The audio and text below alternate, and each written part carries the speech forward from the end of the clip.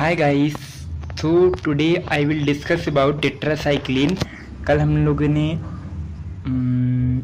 Penicillin antibiotic के बारे में डिस्कस किया था। आज हम डिस्कस करेंगे टेट्रासाइक्लिन एंटीबायोटिक क्या होती है गाइस। तो चलिए देख लेते हैं। जो इसका सबसे पहले इंट्रोडक्शन देख लेते हैं कि टेट्रासाइक्लिन एंटीबायोटिक क्या होती है। चलिए स्टार्ट करते हैं। इंट्रोडक्शन सबसे पहले देखेंगे दोस्तों। Tetracycline are broad spectrum. Guys ये ब्रॉड स्पेक्ट्रम वर्ड आप लोग समझ रहे हैं। ब्रॉड स्पेक्ट्रम की एंटीबायोटिक उस इन्फेक्शन में यूज होती है जो वाइड रेंज का इन्फेक्शन होता है। सपोज गाइस जैसे जैसे मेनिंजाइटिस हो गया गाइस, और स्टेफाइलोकोकस का इन्फेक्शन जैसे निमोनिया हो गया, मेनिंजाइटिस हो गया।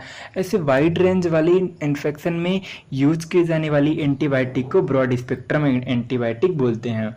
और गाइस जो आपको ये वर्ड दिख रहा है बैक्टीरियोस्टैटिक, बैक्टीरियोस्टैटिक का मीन्स ये होता है कि जो माइक्रो ऑर्गेनिज्म के ग्रोथ होता है गाइस, जो ग्रोथ होता है ग्रोथ को रोकना, इस ग्रोथ को रोकने की प्रोसेस को बैक्टीरियोस्टैटिक एंटीबायोटिक मतलब बैक्टीरियोस्टैटिक बोलते हैं।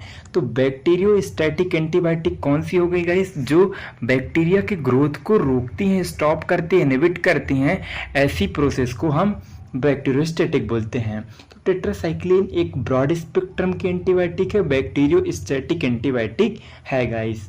देन नेक्स्ट पॉइंट है they are most effective against growing bacteria. ये बहुत इफेक्टिव होती हैं, ये बैक्टीरिया के ग्रो को रोकती हैं गाइस।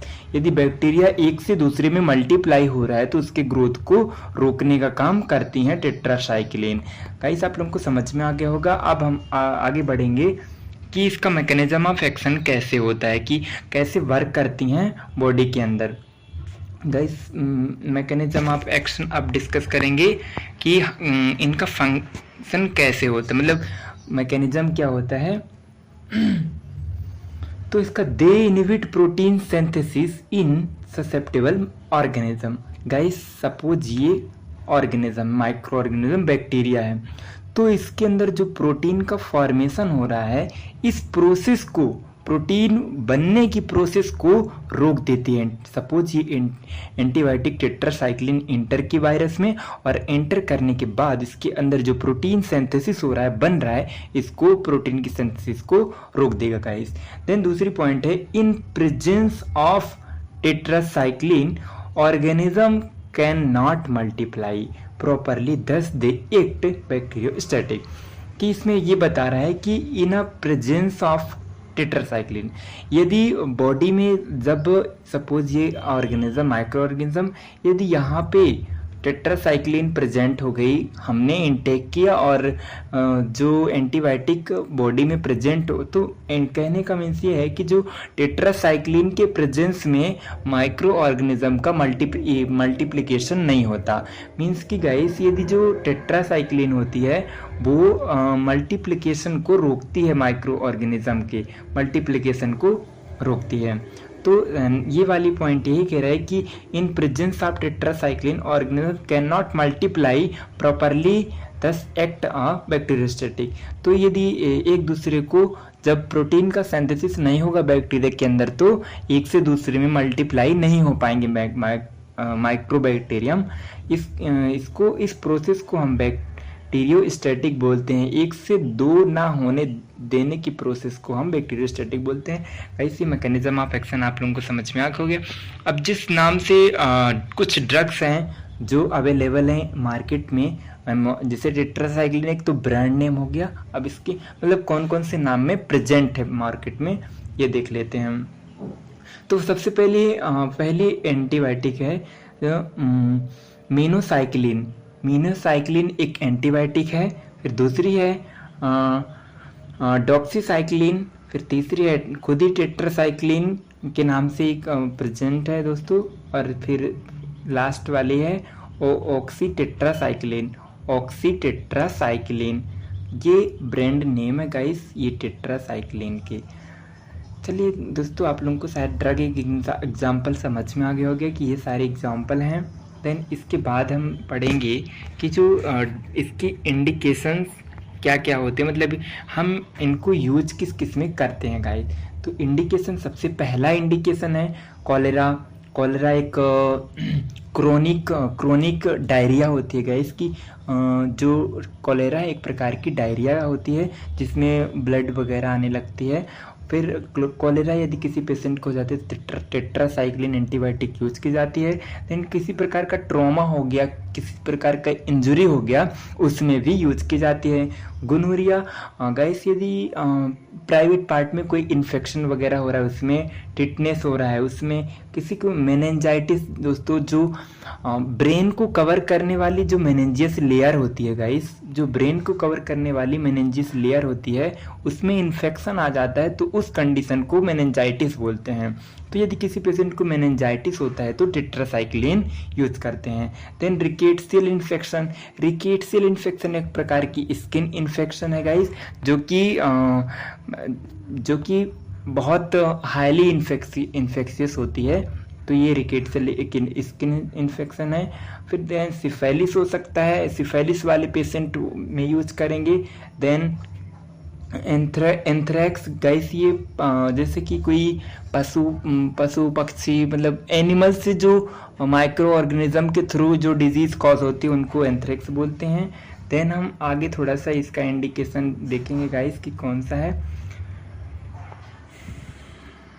गाइस अब ये एकने इंडिकेशन, एकने एक प्रकार की स्किन डिजीज है जो कि फेस में छोटी सी ब्लिस्टर फॉर्म हो जाता है फेस में, उसको हम एकने बोलते हैं। गाइस इसके बाद हम डिस्कस करेंगे कि एडवर्स इफेक्ट, मतलब एंटीबायोटिक लेने के बाद उसके साइड इफेक्ट क्या क्या हो सकते हैं, ये देखेंगे। तो माइल्ड नोजिया मीन्स हमने बताया था कि फीलिंग ऑफ वोमिटिंग की फीलिंग होगी, में भी वोमिटिंग भी हो सकती है। देन एनोरेक्जिया का मीन्स दोस्तों भूख ना लगना। इस कंडीशन में भूख लगती ही नहीं, लॉस ऑफ एपेटाइट मीन्स की भूख ही नहीं लगती गाइस, बल्कि इन स्टूल है गाइस उसमें चेंजेस हो सकता है। हिपैटोटॉक्सिसिटी मीन्स कि लीवर में टॉक्सिक बढ़ जाता है, मतलब कि लीवर में टॉक्सिसिटी बढ़ने का चांसेस होता है गाइस। देन पैनक्रियाज में इन्फ्लेमेशन आ सकता है। तो ये कुछ कॉमन साइड इफेक्ट हैं गाइस ये एंटीबायोटिक के लिए, क्योंकि एंटीबायोटिक खुद ही बहुत इफेक्टिव मेडिसिन है। देन इसके बाद ड्रग इंट्रैक्शन देखेंगे गाइस कि एक्चुअली में ड्रग इंट्रैक्शन का मीन्स हमने कल भी बताया था कि जब एक ही ड्रग को दोनों को साथ में लेंगे तो क्या उनका रिएक्शन बॉडी के लिए सही होगा कि नहीं, चलिए देख लेते हैं। यदि हम टेट्रासाइक्लिन ले रहे हैं तो उसके साथ में क्या नहीं लेंगे।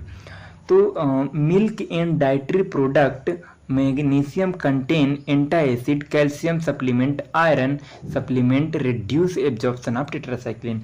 यदि टेट्रासाइक्लिन के साथ में milk, dairy product, magnesium content antacid guys जैसे पेंटाप्रेजोल, रेनिटिडिन और कैल्शियम सप्लीमेंट, आयरन सप्लीमेंट, ये यदि टेट्रासाइक्लिन के साथ में लेंगे तो इसकी जो टेट्रासाइक्लिन की एब्जॉर्प्शन है वो डिक्रीज हो जाती है, मतलब इसका टेट्रासाइक्लिन का इफेक्ट कम हो जाता है गाइस। इसलिए जब टेट्रासाइक्लिन एंटीबायोटिक यूज करते हैं तो ऐसी ये सारे प्रोडक्ट नहीं यूज करना चाहिए।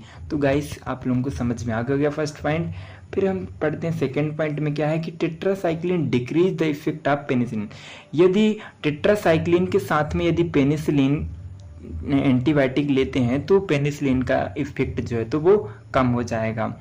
या तो फिर हार्मोनल कोई ड्रग्स ले रहे हैं तो साथ में टेट्रासाइक्लिन के साथ में यदि हार्मोनल ड्रग्स ले रहे हैं या पेनिसिलिन ले रहे हैं तो इसमें से tetracycline decrease the effect of penicillin का इफेक्ट कम कर देता है, या तो फिर कोई हार्मोनल ड्रग्स हो इनकी इफेक्ट को कम करता है गाइस।